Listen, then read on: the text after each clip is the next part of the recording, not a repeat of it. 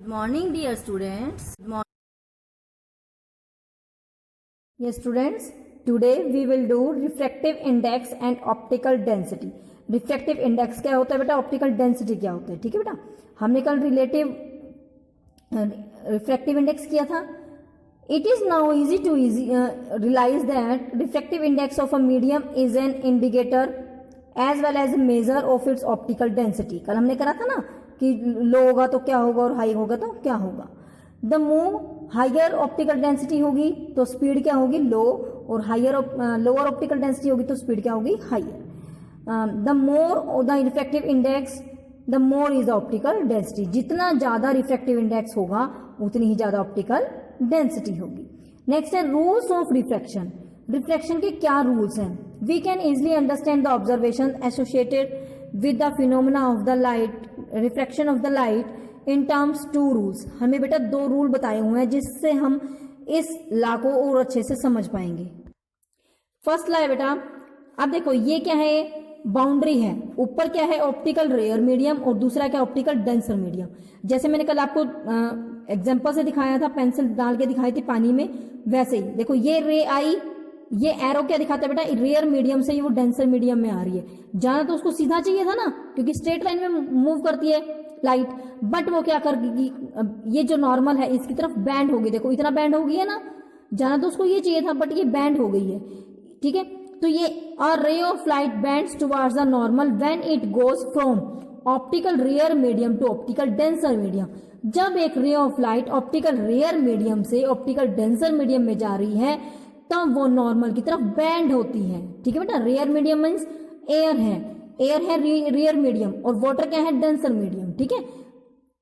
Next दूसरा rule क्या बताता है, जब रे इसका अपोजिट, जब एक रे ऑप्टिकल डेंसर से ऑप्टिकल रेयर में आ रही है तो वो नॉर्मल से दूर चली जाती है। अब देखो होनी तो ये चाहिए थी और ये देखो कितना बैंड हो गया, एंगल क्या हो गया, ज्यादा हो गया ना, इसमें एंगल क्या हो गया था, कम हो गया था, ठीक है। तो ये दो रूल बताते हैं तो हमें पता चल जाता है यदि रे रेयर टू डेंसर आ रही है then it moves towards the normal, towards इसकी तरफ जाएगी। If a ray enters from denser medium to rare medium then it goes away from the normal, उससे दूर जाएगी। We use these rules for understanding many phenomena. Yes, ये देखो जो मैंने कल बताया था आपको, एक्चुअल पोजीशन हमारी ये नजर आती है बट नीचे लगी हुई है। किसके कारण होता है ये, क्योंकि हम ऊपर यहां से नजर देख रहे हैं, यहाँ क्या है, एयर है और अंदर क्या है, पानी है।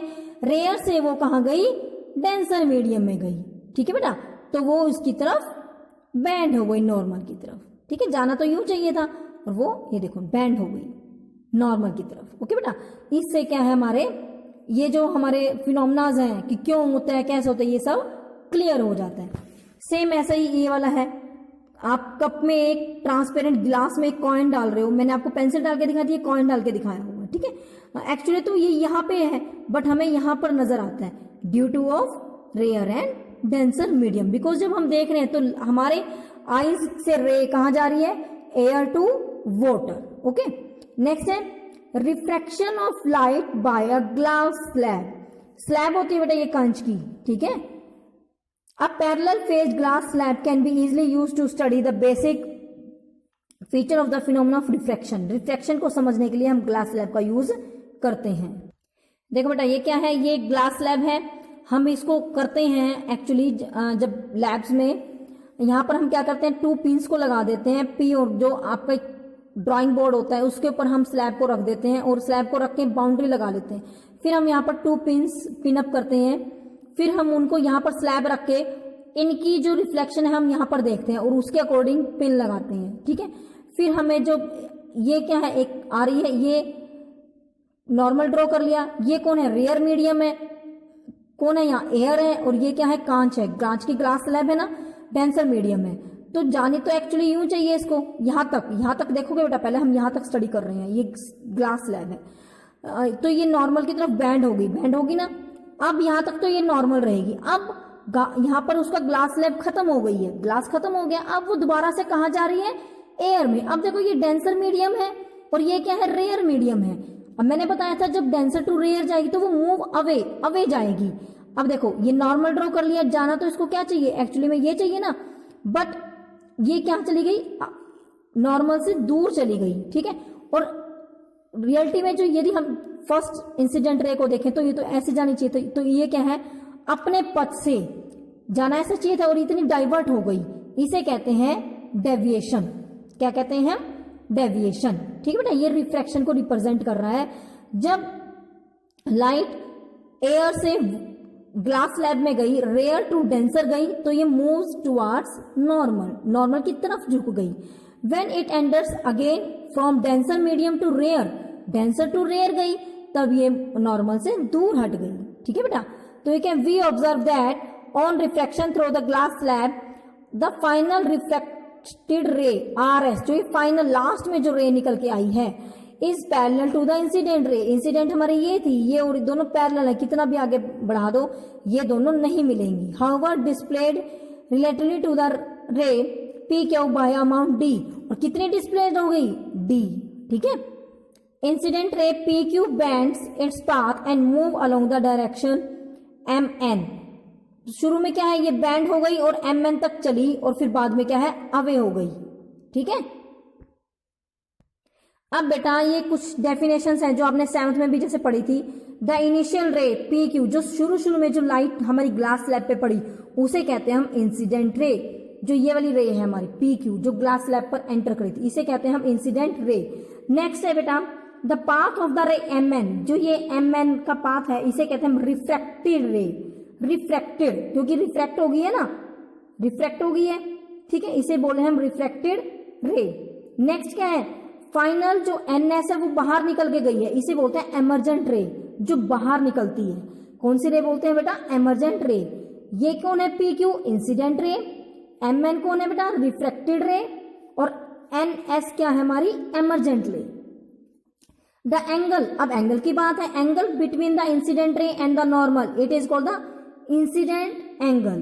क्या बोलते हैं, angle of incidence, angle I।